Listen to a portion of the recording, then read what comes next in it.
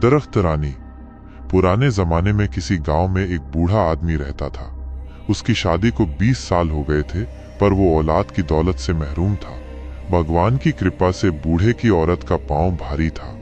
नई नई चीजें खाने को उसका जी चाहता था। बूढ़ा भी अपनी बिसात के मुताबिक उसे खाने की चीजें लाकर देता था।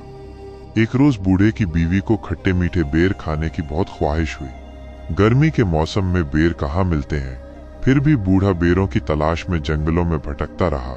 एक दिन जंगलों में इधर उधर बेर तलाश करते हुए वो एक तालाब के किनारे पहुंचा तो एक बेर की झाड़ी नजर आई। बूढ़े को बहुत खुशी हुई। वो अपने दोनों हाथों से बेर इकट्ठे करने लगा।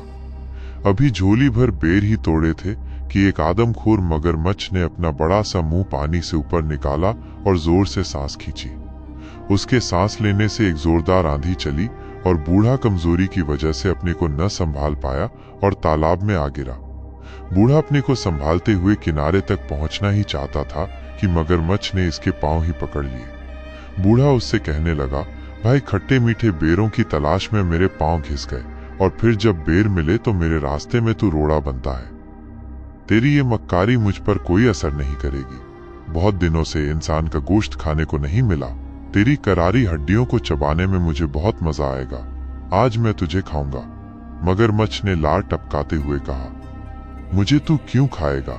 इसलिए क्योंकि तूने मुझसे बगैर इजाजत लिए मेरे बेर लिए हैं। भाई, मैं ये बेर बहुत मजबूरी में ले रहा हूँ। मेरी बीवी की हालत कुछ ऐसी है, मैं और मेरी बीवी अब और ज्यादा इंतजार नहीं कर सकते। बूढ़े की बात सुनकर मगरमच्छ समझ गया। ओह, अगर ये बात है तो मैं तुझे नहीं खाऊंगा। तू अपनी राह ले, लेकिन मेरी एक शर्त है। क्या शर्त है? बूढ़े ने पूछा।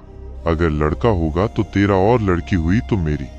मंजूर कहकर वो बेरों की झोली संभालते हुए चल दिया। वो अपने दिल में सोचने लगा कि मगरमच्छ उसे फिर कहाँ मिलेगा, और अगर उसके यहाँ लड़का पैदा हुआ तो फिर तो परेशानी की कोई बात ही नहीं। बूढ़ा अपनी बीवी की आव भगत में कोई कमी नहीं करता था। दिन पर लगाकर उड़ते रहे और एक दिन बूढ़े के घर एक खूबसूरत और बहुत तंदुरुस्त लड़की पैदा हुई। बच्ची को देखकर उसे मगरमच्छ की बात याद आई तो वो कांप उठा। लड़की का रंग गुलाब के फूल की तरह था। उसकी आंखें हीरों की तरह चमकदार थीं। वो परियों की तरह हसीन और मासूम थी।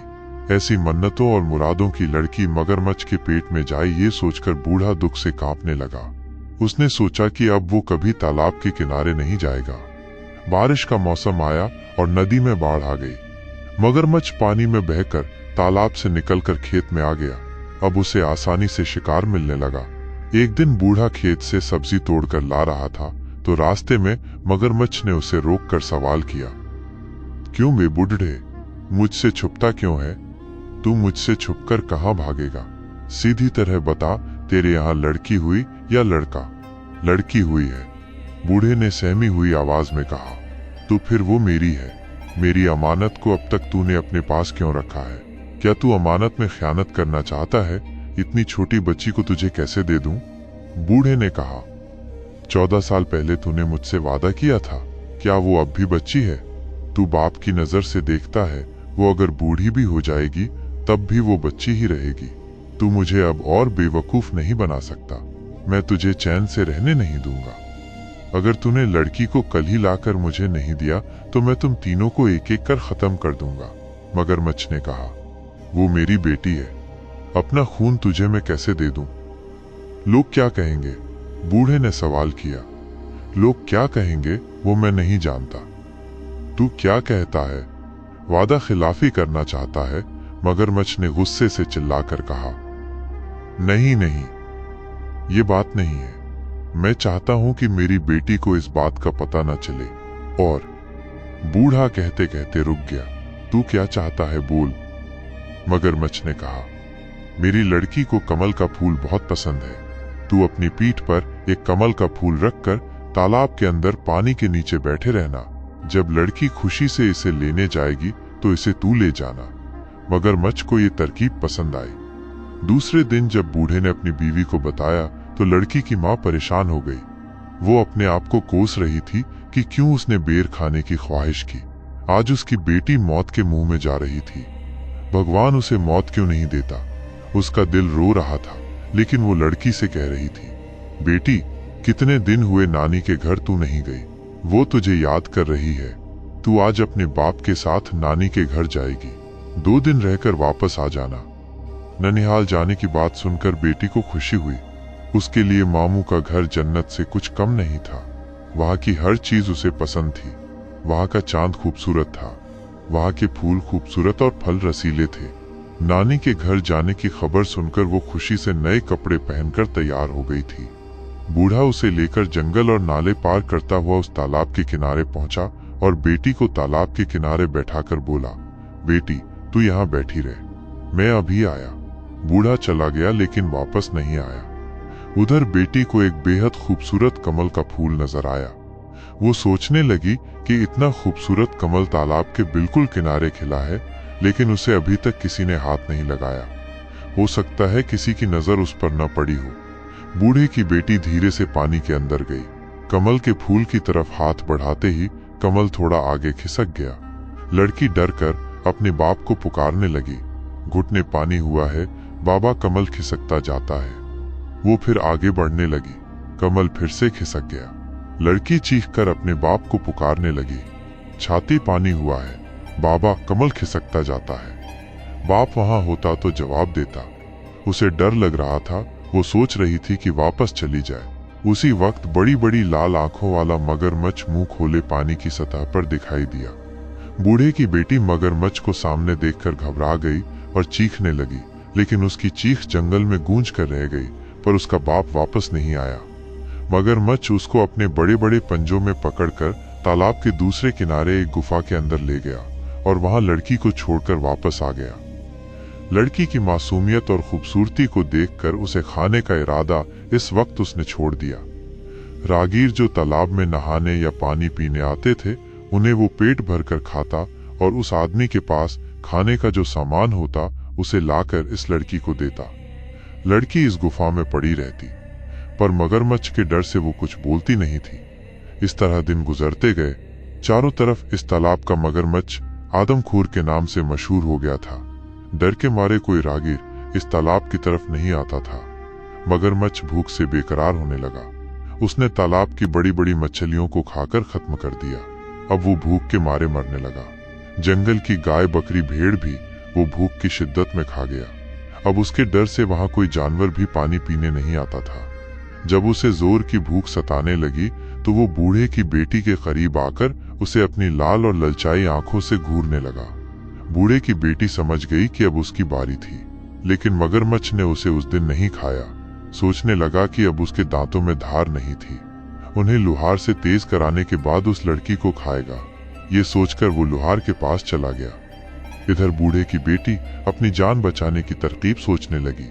गुफा में जितने सोने चांदी के जेवरात मगरमच्छ ने लाकर रखे थे, उसने सबको इकट्ठा किया और एक टोकरी में रखकर सूखे पत्ते और छोटी छोटी लकड़ियों से उसे ढक लिया और अपने जिस्म पर कीचड़ लेप कर अपनी सूरत एक अंधी बुढ़िया जैसी बना ली और टोकरी कमर पर लाद कर लाठी टेकते टेकते जाने लगी। जैसे ही गुफा से बाहर निकली, उसी वक्त मगरमच्छ आ गया और दहाड़ कर पूछने लगा, तू कौन है? बूढ़े की बेटी डर से कांपने लगी, लेकिन बाद में खुद को संभालते हुए कहने लगी, मैं अंधी बूढ़ी हूँ, हड्डियों की लड़ी हूँ। मेरे बदन में क्या है जो तू खाएगा? तू अपनी गुफा को जा, वहां तेरे लिए एक तंदुरुस्त लड़की मौजूद है। उसकी हड्डियां चबाने में तुझे मजा आएगा। मगरमच्छ उसे पहचान ना सका।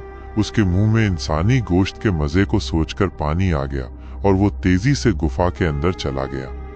बूढ़े की बेटी उससे छुटका मिलते ही घबराकर दौड़ने लगी और घने जंगल में गुम हो गई। वो सोच रही थी कि जिस माँ बाप ने उसे धोखा देकर मगरमच्छ के हवाले कर दिया, वो उनके पास नहीं जाएगी। वो यही कुछ सोचते हुए घने जंगल में चली जा रही थी कि उसे शेर की गरज सुनाई दी। उसका दिल जोर जोर से धड़कने लगा। वो खौफ के मारे इधर उधर छुपने की जगह ढूंढने लगी। इतनी देर में एक हाथी के बराबर ऊंचा और बड़ा शेर उसके सामने आ गया। डर के मारे वो सामने एक बड़े बरगद के दरख्त के तने से चिपट गई और रो रो कर मजबूरन दरख्त से दरख्वास्त करने लगी, ऐ दरख्त, तू फट जा, मैं तुझमें समा जाऊं और तू बंद हो जा। ये सुनते ही दरख्त सचमुच फट गया और वो उसके अंदर चली गई और दरख्त बंद हो गया। एक दिन एक राजकुमार शिकार करने के लिए उसी जंगल में आया। वो दातुन के लिए एक शाख काटने लगा कि उसके कानों में ये आवाज आई, राजकुमार धीरे काट, कहीं मेरी आंख फूट न जाए, मेरी नाक काट न जाए, मेरा हाथ टूट न जाए। ये सुरीली आवाज सुनकर राजकुमार को हैरत हुई और वो दातुन लिए बगैर राजमहल वापस चला आया। वो रात भर उसी जादुई दरख्त के बारे में सोचता रहा। राजमहल में राजकुमार की शादी की तैयारियां हो रही थीं। ज्योतिषी और पुरोहित राजकुमार को समझा रहे थे, लेकिन राजकुमार की बस एक ही जिद थी कि वो उसी दरख्त से शादी करेगा। अगर उसकी शादी उस दरख्त से नहीं हुई तो वो अपनी जान दे देगा। राजकुमार राजा की इकलौती औलाद था। उसकी नजर में शादी की अहमियत बेटे की जिंदगी से कम ही थी, इसलिए राजकुमार की ख्वाहिश पूरी की गई। उसी दरख्त के साथ उसकी शादी की रस्म अदा की गई। राजकुमार ने उस दरख्त को वहां से उखाड़कर अपने महल के पास बाग में लगवा लिया। बूढ़े की बेटी रात गए दरख्त से निकलती और महल के अंदर जाकर सब काम पूरे करती और सुबह होते ही वापस दरख्त के अंदर चली जाती। एक रोज राजकुमार ने छुपकर बूढ़े की बेटी के ये सब काम देखे। दूसरे दिन जब बूढ़े की बेटी दरख्त से निकलकर महल के अंदर गई तो राजकुमार ने उस दरख्त को आग लगाकर भस्म कर दिया। बूढ़े की बेटी दौड़ती हुई आई और बोली, आह, तुमने ये क्या किया? इस पर राजकुमार ने कहा, इतना बड़ा महल है, तुम इसमें रह सकती हो, इस खूबसूरत बाग में घूम सकती हो, बेवजह इस दरख्त के अंधेरे में क्यों सड़ती रहती हो? और फिर मैं तुमसे बेइंतहा मोहब्बत करता हूँ, मैंने तुम्हें अपनी रानी बना लिया है, मैं तुम्हारे बिना जी न सकूंगा। लड़की तो सिर्फ मोहब्बत की भूखी थी।